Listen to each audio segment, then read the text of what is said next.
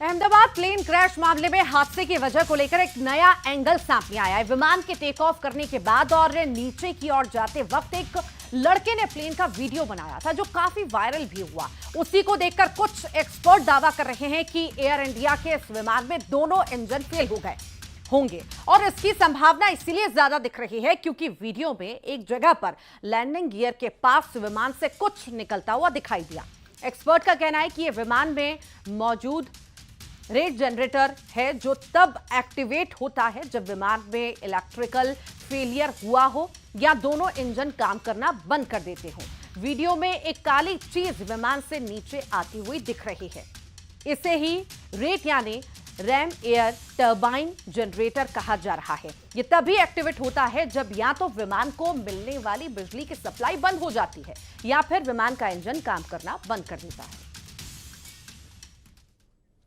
अहमदाबाद विमान हादसे में अब तक 274 लोगों की मौत की पुष्टि हो चुकी है, लेकिन अब तक इनमें से सिर्फ 31 शवों की पहचान हो पाई है और 12 शव परिजनों को सौंपे जा चुके हैं। 24 घंटे डीएनए के परीक्षण का काम किया जा रहा है। केंद्र की ओर से डीएनए जांच करने के आदेश भी दिए गए हैं।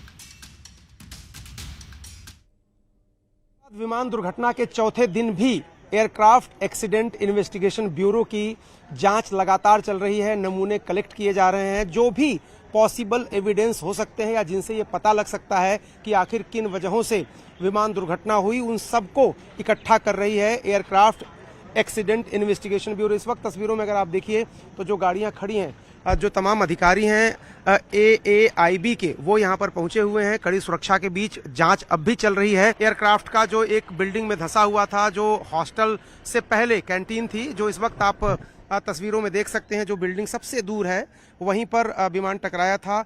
वहां से एक शव बरामद हुआ था।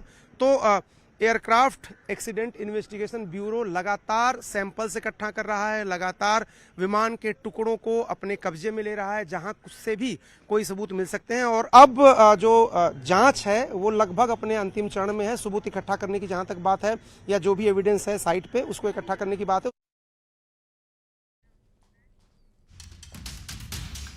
अहमदाबाद विमान हादसे में जान गंवाने वाले 34 लोगों के डीएनए मैच हो चुके हैं और इसमें से 14 शव परिवार को सौंप दिए गए हैं। शव परिजनों को सौंपे जा रहे हैं और इसके लिए अस्पताल में एम्बुलेंस का इंतजाम भी किया गया। एयर इंडिया का प्लेन क्षतिग्रस्त हुआ था, उसके जो पेशेंट हमारे पास थे उसमें से 32 लोगों के डीएनए मैच हो चुके हैं उनके रिश्तेदार के साथ, और इन 32 सारे के सारे फैमिली को कांटेक्ट हो गया है। वो अपने सहूलियत के हिसाब से उनके बॉडी को लेने के लिए आएंगे। और इस बीच 14 लोग थे जिन्होंने अपने रिश्तेदार की बॉडी कलेक्ट कर ली है। जहां एक तरफ AI-171 हादसे के लिए जांच एजेंसी क्रैश साइट पर जांच कर रही हैं, वहीं दूसरी तरफ जो इस हादसे में 274 लोगों से ज़्यादा लोगों की मौत हो गई है, अब उनकी डीएनए सैंपल की जो रिपोर्ट्स है वो धीरे धीरे अब सामने आ रही है। अब ये प्रोसेस शुरू हो रहा है कि जो डीएनए सैंपल जिन जिन का मैच हो रहा है उनकी बॉडीज़ पीड़ित परिवार को दी जा रही है। इस समय हम अहमदाबाद के सबसे बड़े सरकारी अस्पताल सिविल हॉस्पिटल में मौजूद हैं और मैं आपको पूरा प्रोसेस समझाना चाहूँगा कि किस तरीके से एक जो भी बॉडीज़ हैं उसमें सारे बॉडीज़ को पोस्टमार्टम होने के बाद डीएनए सैंपल मैच के लिए इस बड़े से मॉर्चरी कॉम्प्लेक्स में रखा गया है। कोल्ड स्टोरेज कॉम्प्लेक्स है ताकि जो बॉडीज़ हैं वो ज़्यादा डिकम्पोज ना हो। पूरी कोशिश इसमें जो डॉक्टर फैकल्टी के लोग कर रहे हैं।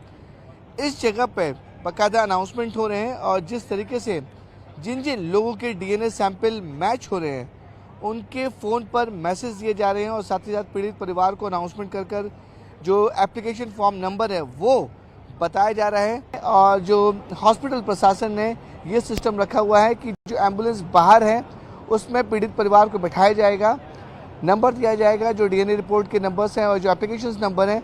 अगर जिन जिन की रिपोर्ट वो आई है, हॉस्पिटल का एक कर्मचारी उस पीड़ित परिवार के साथ एम्बुलेंस के अंदर मौजूद होगा और एम्बुलेंस सीधे अंदर जाएगी।